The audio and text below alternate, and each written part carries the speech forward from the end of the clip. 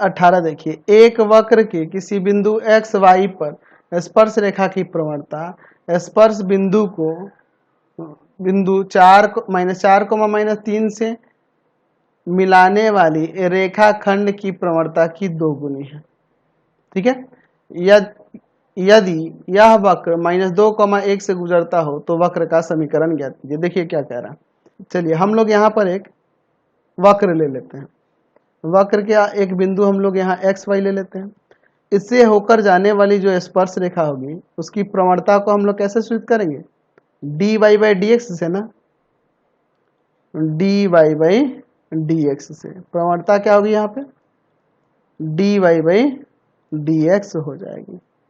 ठीक है, तो क्या कर आपके क्वेश्चन में कि वक्र के किसी बिंदु एक्स वाई पर स्पर्श रेखा की प्रवणता यानी d y by d x, स्पर्श बिंदु कौन है? यही है एक्स वाई को बिंदु -4, -3, कहीं बिंदु होगा -4, -3 से मिलाने वाली रेखाखंड, अच्छा यहाँ से यहाँ स्पर्श बिंदु से इस बिंदु को मिलाने वाली जो रेखाखंड हो रही है इसके प्रवणता की दुगुनी है।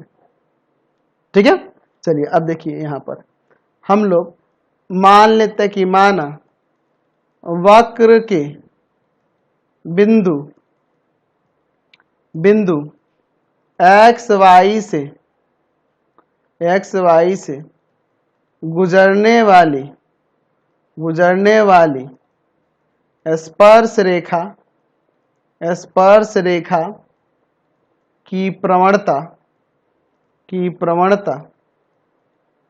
D y by d x है। ठीक है, d y by d x है। तो क्या कह रहा है आपके क्वेश्चन में कि एक वक्र के किसी बिंदु एक्स वाई पर स्पर्श रेखा की प्रवणता यानी कि d y by d x क्या है जी? स्पर्श बिंदु को इस बिंदु से मिलाने वाली रेखाखंड की प्रवणता की दोगुनी है। अच्छा, दो बिंदुओं को मिलाने वाली रेखाखंड की प्रवणता क्या होगी? तो हम लोग पढ़े हुए हैं y2 - y1 बटा में x2 - x1 ये ना होता है जी। तो ये यहाँ क्या लिख सकते हैं हम लोग? हो जाएगा आपका y -3 और बटा में आपका हो जाएगा यहाँ पर क्या x -4। समझ गए ना? और इसका इन दोनों को मिलाने वाली रेखाखंड की जो प्रवणता है इससे यह दोगुनी है। तो यहाँ मैं 2 से गुना कर देता हूँ। तो d y by d x equal to में 2 इंटू में क्या हो जाएगा y +3 और बटा में x +4।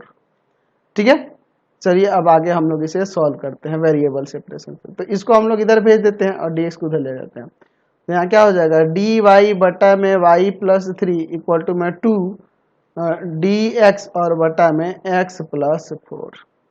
ठीक है, अब क्या करते हैं इंटीग्रेट कर देते हैं। लिखते हैं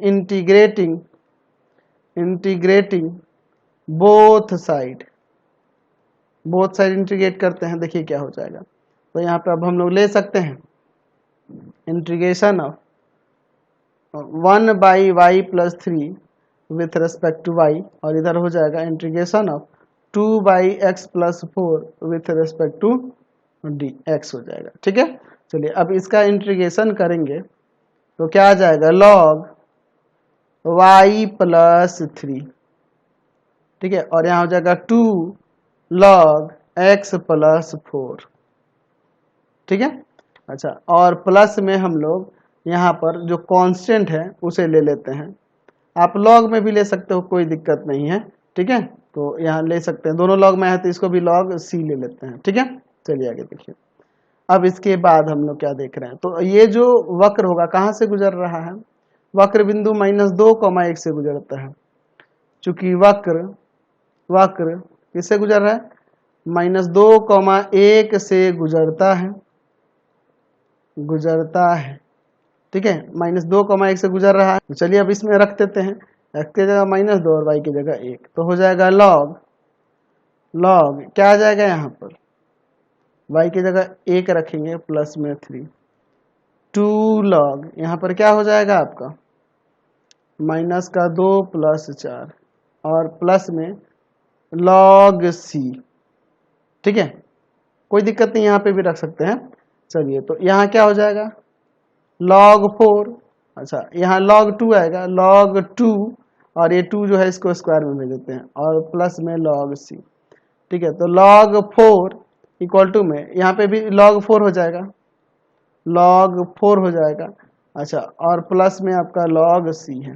तो हम लोग यहाँ देख रहे हैं प्लस में तो इंटू में चला जाएगा ना, log 4 इक्वल टू में log 4c हो जाएगा, log log हटा देंगे यानी कि 4 इक्वल टू में 4c, तो c का वैल्यू क्या आ जाएगा, 1 आ जाएगा, c का वैल्यू 1 आ जाएगा। इसलिए वक्र का समीकरण, वक्र का समीकरण हमें चाहिए था ऊपर ही इसको सिंप्लीफाई कर लेना इस तरह से। ठीक है, कोई दिक्कत नहीं है, यहाँ आगे देख सकते हैं।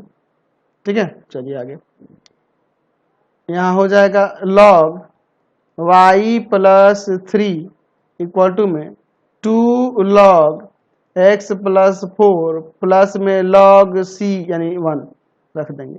आगे देखिए, log y plus 3 equal to में ये पावर में चला जाएगा, log x प्लस 4 का स्क्वायर हो जाएगा और यहाँ पर इसका वैल्यू 0 हो जाएगा। दोनों तरफ से log हटा देंगे तो y प्लस 3 इक्वल टू क्या आ जाएगा, x प्लस 4 का स्क्वायर। ठीक है, यही आपका वक्र का समीकरण हो जाएगा। हमें ऊपर ही यहाँ log हटा देना चाहिए था, नहीं तो हमें यहाँ पे करना पड़ा और फिर दोबारा यहाँ करना पड़ा। हम लोग पहले यही काम कर लेते, ये पावर में भेज देते, इसको इंटू में ले लेते और log दोनों तरफ से हटा देते, उसके बाद रखते ना, और बेहतर रहता। ये भी सही है, कोई दिक्कत इसमें भी नहीं है। Question number